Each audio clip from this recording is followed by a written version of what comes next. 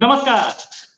पाकिस्तान में Suzuki Motors limited यानी कि इंडिया में जो कार मारुति सुजुकी के नाम से बिकती है वो सुजुकी मोटर्स लिमिटेड के नाम से बिकती है वहां पर पाकिस्तान में। वो सुजुकी मोटर्स लिमिटेड ने अपना प्लांट बंद कर दिया। क्यों बंद किया? इसलिए बंद किया कि उनके पास स्पेयर पार्ट्स नहीं है, उनके पास गाड़ियों की किट्स नहीं है जिससे वो कार बना पाए। अब ये किट्स क्यों नहीं या स्पेयर पार्ट्स क्यों नहीं? पाकिस्तान की माली हालत यानी कि पाकिस्तान के फॉरेन एक्सचेंज रिजर्व डॉलर्स की हालत बहुत खराब हो गई थी। एक एक बिलियन डॉलर के लिए कहीं कहीं वो धक्के खा रहे थे और कर्जा मिल नहीं रहा था। अब ऐसे में स्टेट बैंक ऑफ पाकिस्तान ने एक नई स्कीम निकाली।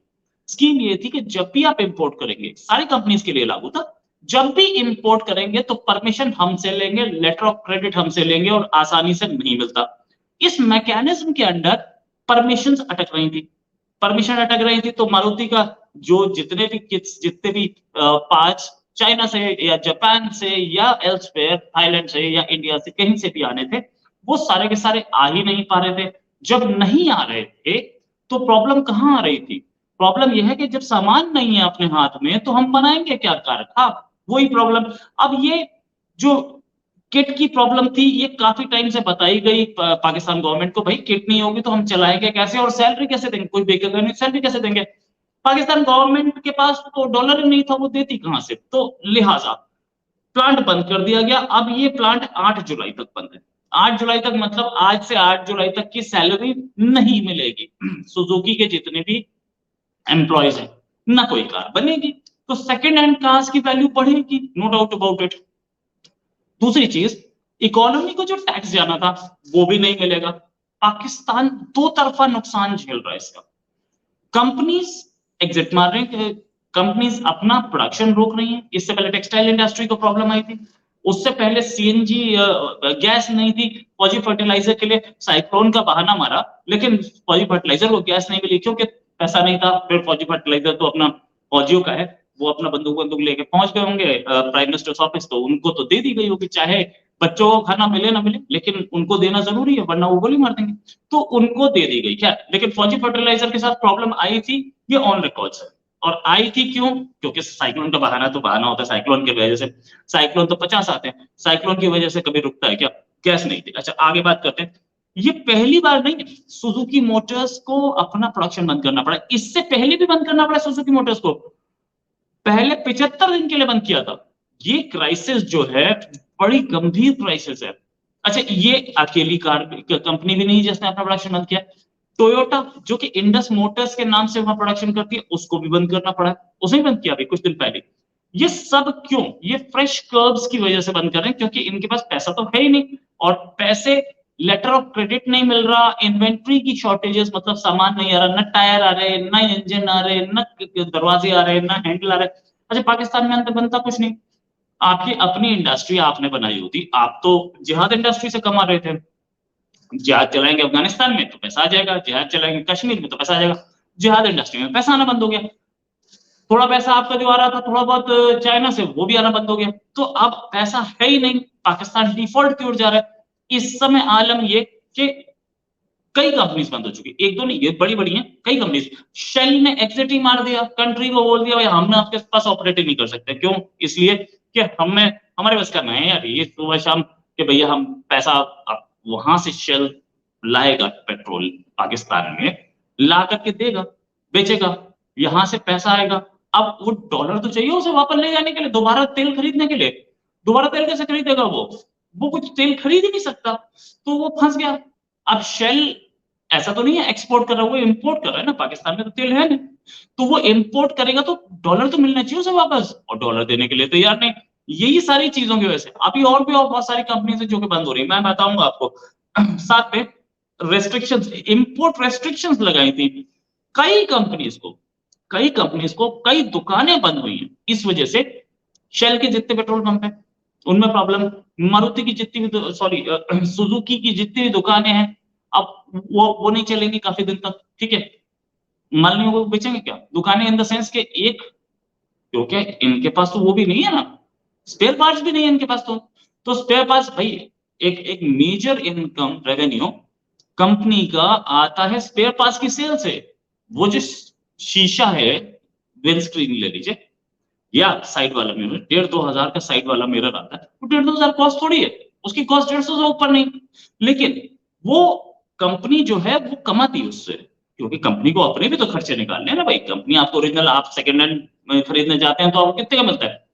लगभग ऊपर नीचे थोड़ा बहुत मटेरियल का फर्क होता है, लेकिन आप सोचे कि डबल से कितना 10 गुना कॉस्ट, राइट?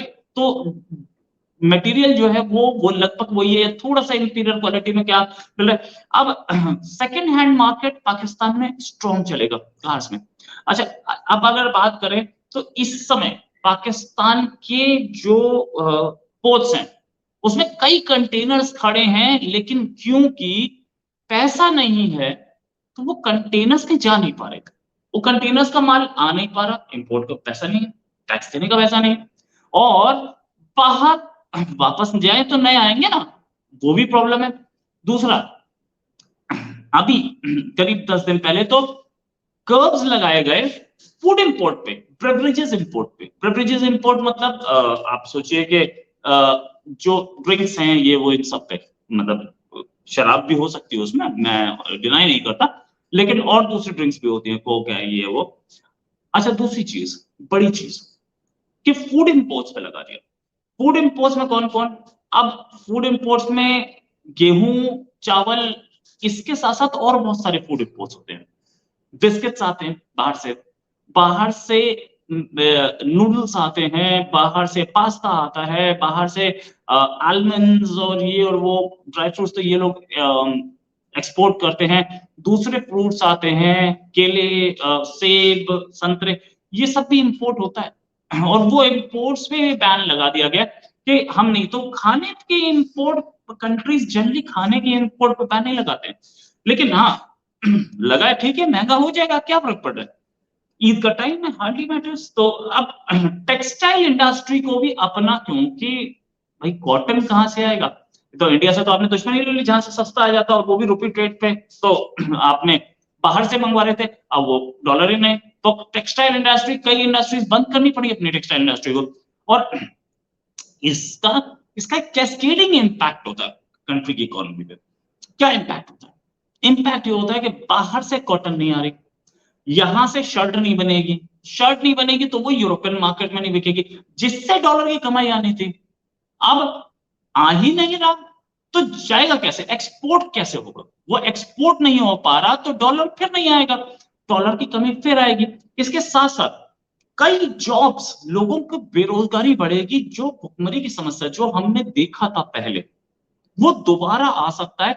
और ये बात वर्ल्ड बैंक और यूएन सब बोल चुके हैं कि फूड क्राइसिस आने वाली पाकिस्तान के पास, और ऐसे में जॉब्स चलेगी लोगों के पास से, तो बड़ी मुसीबत आएगी।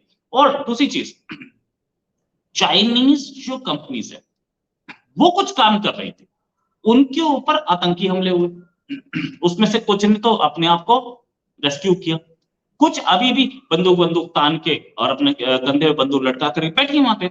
लेकिन कितने दिन वो भी काम कर पाएंगे? प्रॉब्लम्स बहुत है। और दूसरी चीज, जो कॉम्पिटेटिव फर्म्स थी उनको फौजी फाउंडेशन ने डुबो दिया। एक जो कंट्री जो कि डॉग फूड तक इंपोर्ट करता था, अब सडनली उसको ये नहीं पता कि डॉग फूड बनेगा कैसे, अपना तो कोई इंडिजिनस इंडस्ट्री थी ही नहीं ना। तो उस कंट्री की माली हालत से प्रॉब्लम्स आ रही हैं, माली हालत में प्रॉब्लम्स आ रही हैं, क्योंकि सामान है नहीं। और जो इस पूरी कंडीशन से जो लोग कमा रहे हैं, मोटा कमा रहे हैं, वो कौन? ये देखना बहुत जरूरी है। इस पूरी कंडीशन से एक बहुत तगड़ी कमाई हुई है, किसकी? फौजियों की। कैसे? जो इंपोर्ट हो रहा था, अब वो इलीगल इंपोर्ट हो रहा है, लीगल इंपोर्ट तो है नहीं, इलीगल इंपोर्ट फौजियों के जरिए हो रहा है। दूसरी चीज, फौजी फाउंडेशन जो कि मील्स बनाती थी, जो कि डायपर बनाती थी और ये सब, क्योंकि फॉरेन से डायपर आने बंद हुए, इसलिए फौजी फाउंडेशन कमा रही है मोटा, उसमें उसे ब्लैक कर रही है। देन ड्रिंक्स, तो एक दो ब्रेवरीज हैं वहां पे, वो बनाते हैं वो लोग, तो वो भी ब्लैक होते थे उसमें, क्योंकि पाकिस्तान एक इस्लामिक कंट्री है। तो इस इस्लामिक कंट्री में ड्रिंक्स नहीं बेची जा सकती, मतलब ड्रिंक मतलब लेकर, यानी कि शराब नहीं बेची जा सकती। और क्यों नहीं बेची जा सकती? इसलिए कि ये फौजी ये शराब की तस्करी करना चाहते थे और आज भी वही तस्करी कर रहे हैं।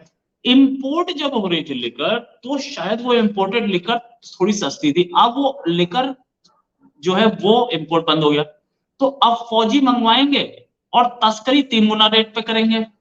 पहले अगर 10,000 रुपए की एक बोतल थी तो अब वो 30 पे पहुंच जाएगी, बोल देंगे आई नहीं रही, राइट। तो ये इस माली हालत से या इस डॉलर की क्राइसिस से सीधे सीधे फौजी ही फायदा ले रहे हैं। वो फौजी चाहते हैं क्राइसिस बनी रहे, क्योंकि इसी से तो इकोनॉमी चल रही है। अब इंटरनल ब्लैक इकोनॉमी वो इसी से चल रही है। कटोरा लेने मांगने तो जाएंगे ना, शरीफ जाए मांगने शहबाज शरीफ, तो आर्मी चीफ को थोड़ी मांगना पड़ेगा, आर्मी चीफ के पास तो पैसा आ रहा है। देन तीसरी चीज, जो इलीगल इंपोर्ट है या इलीगल जो आ रही है पैसा, अब कुछ दिन बाद इन लोगों के पास दवाई खरीदने के भी पैसे नहीं रह जाएंगे, और पैसे भी इन्होंने दिए कहां, अभी काफी टाइम से तो नहीं दिए ना, वो तो हमारी कंपनीज दे रही थी, अब मांगना शुरू किया उन्होंने, दवाई खरीदने के पैसे नहीं रह जाएंगे तो कहां से देंगे। अभी कार इंडस्ट्री बंद हुई है, साथ में पेट्रोल की कंपनीज बाहर हो रही है, गैस इन्होंने गैस जो सीएनजी का एलएनजी यानी कि लिक्विफाइड नेचुरल गैस का टेंडर इन्होंने 3 बार निकाला। फॉरेन की कोई कंपनी इनको देने के लिए तैयार नहीं है गैस, क्यों? क्योंकि वो दे तो देगा, भाई डॉलर कहां है, वापस पेमेंट कैसे करोगे, बस ये बता दो।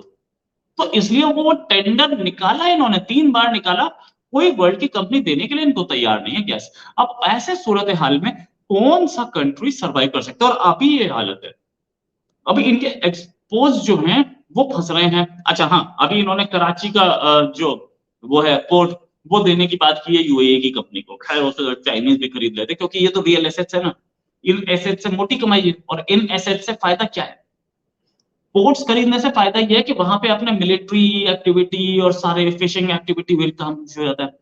तो पाकिस्तान अपने एसेट्स बेचने पे आ गया है। पाकिस्तान ये नहीं कि नॉन पेइंग कंपनीज या लॉस मेकिंग कंपनीज को बेचे, नहीं नहीं नहीं, जो प्रॉफिट मेकिंग कंपनीज है उनको बेच रहे हैं ये, और उसको बेचने से फायदा फिर क्या कि फौजी फिर कमाएंगे।